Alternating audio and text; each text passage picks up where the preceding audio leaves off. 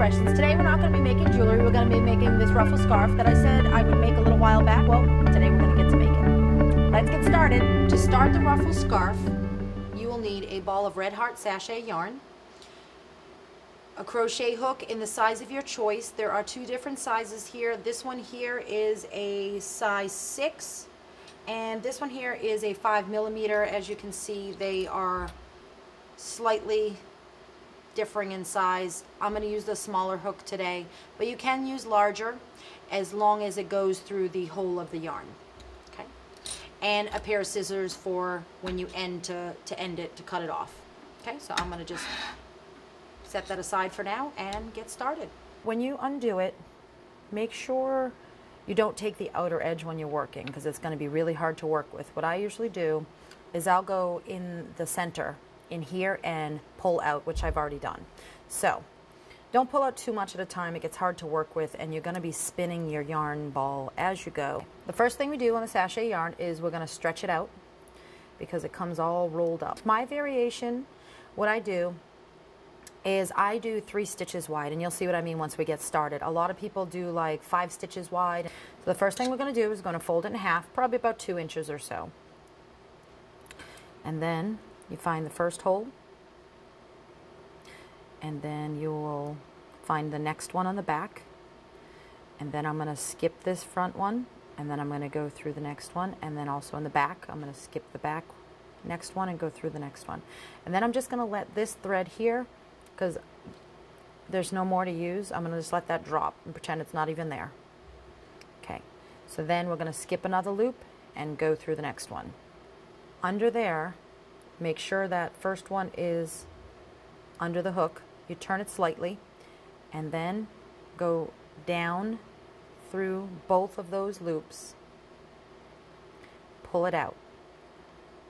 Okay, so that's going to be my first stitch. Now I'm going to do the same thing. I'm going to skip the first hole, go through the second hole. Now I have 2 on my hook. Then I have a skip a hole, go through the next one. And now I have 3 on my hook. So I'm going to hold that first one under the hook, pinch the bottom 2, turn the hook, and go through both of those. Now I have a total of 2 stitches. So now we're going to skip this one, and we're going to go through the next one. We're going to skip this one, and then go through the next one. Total of 3 on my hook. So I'm going to keep that first one on there, pinch the bottom 2, I'm going to angle it so you can see down a little bit, and I turn the hook just slightly. It helps it to stay on the hook. And then there's a hole, and then you're just going to pull and go right down through that hole. And now I got 3 stitches. Now what I mean by 3 stitches is I have 3 stitches wide. Okay, so what I'm going to do is I'm going to make sure that this working yarn is always on the back, and if it helps you for the first row, because it gets a little confusing, is lay that flat. Okay, then so I'm gonna turn it sideways, and then what I have is a total of 3 stitches. You'll be able to tell these 3 stitches because there's a hole here, and then if you move your thread you can see there's another hole here, and then there's another one under there. But if you look directly down at it, it almost looks like 3 chain stitches. See? I'll pinch it there. We have 1, 2, 3. Okay? So I'm going to turn it to the side, and I see the hole. I'm going to go under that. Make sure you always catch 2 of them, because that's both part of the chain. See how there's 2 on there? If you only catch 1, it's going to be really loose. See, this is kind of really loose. It hangs down. So we're going to go under that first one. This is the yarn I'm working with. So what I do is go through the very next hole I see, which is this one. Put it on the hook. Once that's on the hook, turn it slightly to the side. If you want to hold this one on there to make sure you don't go through it with your finger, this one here, then turn it to the side and go through only that one. So that's the first one. Now, I always hold it pinched like this, so I do not drop it, because if you drop it, you don't remember where your stitches are on the top. So that's my first stitch under, I guess you could call that the bridge. We'll call it the bridge. Now, the next one, we're going to skip 1, 2, and we're going to go through the third hole right there. And what that does is it creates this extra yarn in the back that helps it to give its ruffle once it's stitched up. Okay, so now we have 2 below that one, and we're going to turn it to the side and go through both of those. Okay, so that's the first stitch. So that we're not going to go through this one. You'll always know which stitch you're on, because this here, you'll see, goes through this hole. Now we're going to go through the next hole, which is right through there. So I'm going to go under that bridge. Make sure you catch both. See, so there's 2. Now the one in the back is our working yarn. Now the very first time we go through, we will go to the very first hole we come to, which is this one. And then we go under that first bridge. And now what we're going to do is going to spread the yarn out so you know how many stitches. So you're going to go 1, 2, third stitch is the one I'm going to be going through. Okay. Once I have all 3 on there, I'm going to pinch the bottom 2, turn it to the side, and go down through both stitches. Okay. So that's the second stitch. Now I got to pinch it so I can find my span here and find the third stitch. So this one here is looped around this stitch here. So we're going to find the third hole. And there's the third hole. The first row, it's a little hard, so just be careful. I go under that, so there should be both sides of that stitch. So the working yarn is in the back, always in the back. Okay, so I'm going to keep straightening as I go. The very next one I come to is this one. Just make sure you don't go through this one right here, which is this teeny tiny one. That's just the thread between the holes. Then I'm going to get that corner, and I'm going to go under that thread bridge. Okay, so we're going to separate that out. We're going to go through 1, 2, third hole. Third hole. Put it on the hook, and I'm just going to hold this, and then I'm going to go through both of those. Now, okay, so now I should have 3 stitches that are kind of dangling in front of you, like they're kind of angled down, and they're facing towards you. The way you make sure that you use those stitches is you pinch the bottom stitch on the corner and do a half turn. Now it's a lot easier to see the stitches, because right here they're in 3 different colors. We have 3 different shades of purple here. We got medium, a dark, and a light.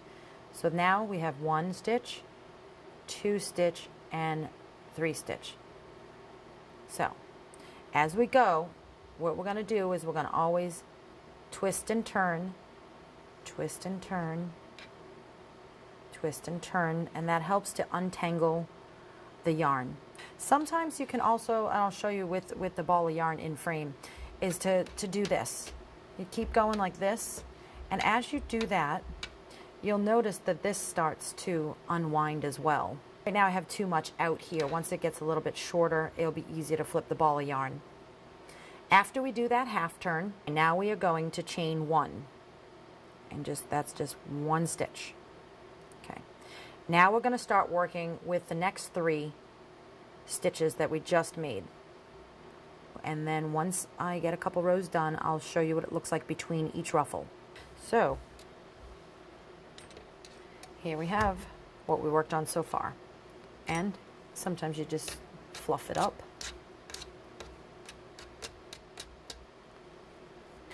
And I like to do is even hold it straight up and down. Then I just squeeze it and run my hands down just like that. Give it a little shake. And then you can see that ruffles a lot better. Okay, so each row should wrap around each other. So you'll see this is one layer. And then if you actually lifted the next layer through here, you will actually see 3 stitches right here. Okay, and they might be a little hard to see, but there's 1, there's 2, and there's 3. And then if you put this ruffle back down and then you lifted your next ruffle right there, you'll be able to see the 3 stitches you worked through here. Okay, and the 3 stitches are 1, 2, and 3. So between every layer, you'll know you're doing it right is if you lift up each individual ruffle that you have those 3 stitches. Now I have a friend, and you know who you are, who always has a hard time with this. So please pause me, and I know you can do it. If it helps you to know if you're on the right row, sometimes laying it down on the table or your lap. I tend to do it watching TV. Okay, so we'll just flatten out my stitches. Okay, and this will make it a little bit easier. Okay, I'll even set that down. Okay, so the row that we are on right now, this should be 3 pretty prominent stitches. 1, 2, 3, because I can see the table right through there. 1, 2, and 3. So this usually takes a good couple hours, and it may take longer with your first one. So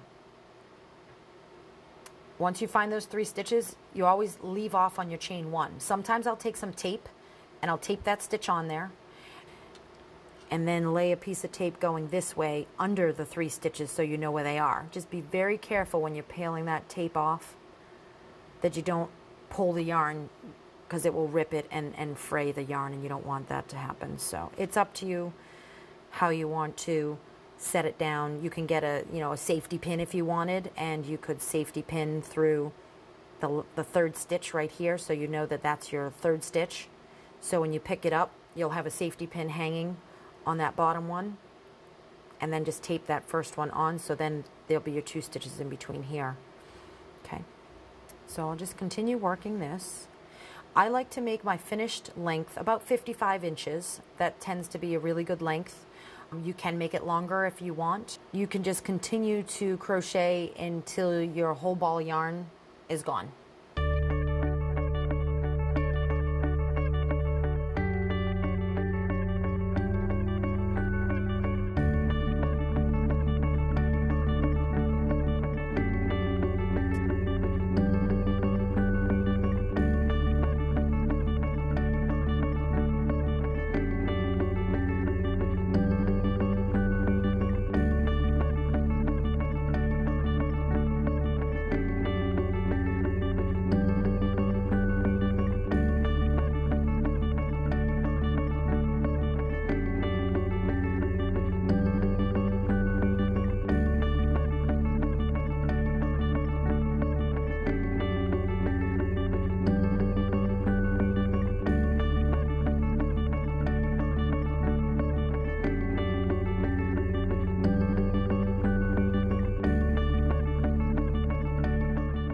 Once your scarf is worked up to the full length, you'll just take your scissors, and I usually leave about 4 inches, and then I will just cut it off.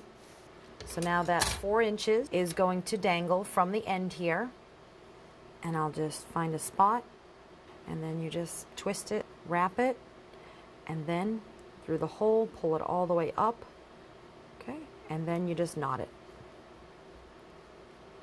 Just slide it all the way down, pull it nice and tight, snip it next to the knot, about a 1/2 inch knot right on the knot, just like that. And that's it. And again, you just fluff it up and it hides. So now both ends are completed. So there we have it. Nice, pretty scarf. I'm going to show you another very, very quick one. I'm not going to spend a lot of time on it. This here is more like a spiral scarf. As you can see, it's much thinner. It's not quite as full as the purple one. This is your true ruffle scarf, where all of the layers layer on top of each other, and you almost have a full bell that lays on top of each ruffle. This one here does not. It's more like a spiral. Now this one is really, really simple. So you fold it in half, go through both of those, and then the very next one in the back. So then I have a total of 2 on the hook, and then I'm going to let the rest of this one drop. And then 3 on the hook, 4 on the hook, 5 on the hook. Once I have 5 on the hook, I'm going to slide this one to the top, turn it, and that helps it to stay under the hook. The easiest thing for me, I always do, is I squeeze all 4 of those other stitches and pull the stitches away from the hook and slide down through all 4 stitches all at once. Then you just have the one. So now you have this one stitch that's kind of rides along this top edge here. See this here? It rides along here. It's kind of your half stitch. It's not the very next one. That you're going to go through that half stitch, and you're just going to go through that one stitch to lock it on. Now I'm going to add 4 more. 1, 2, 3, and 4.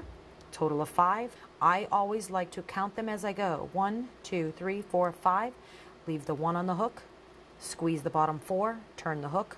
Go through all 4. And you just have the 1 left. Once you have all 4, you get your half stitch.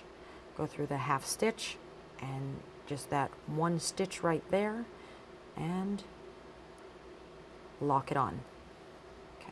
Okay, so I am going to continue with this, and you just keep going, and this works up very quick. I usually make these about 60 inches long. Okay, and that's pretty much about it. And as you can see, it's not as full, but when you fold it in half, when you're wearing it, you'll get a nice ruffle.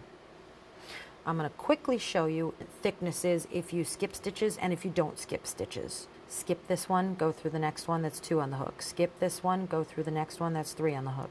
Skip this one, go through the next one, that's 4 on the hook. Skip this one, go through the next one. So now we have a total of 5.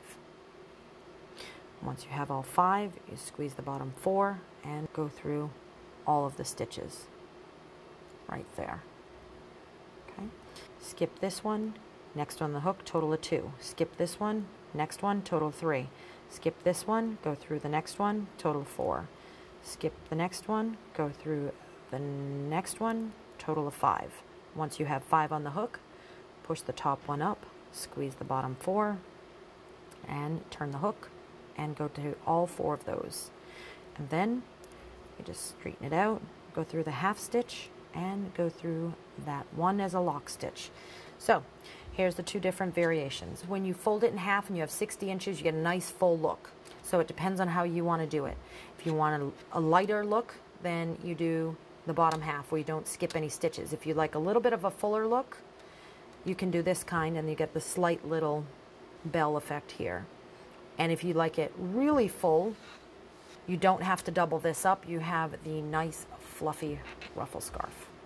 Okay, so now we have 2 variations. We have the ruffle scarf, and we have the spiral scarf, is what I call it.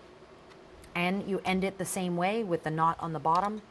And I'm not going to show that because I already showed you that. You can rewind it if you need to. This is completed. And there you go.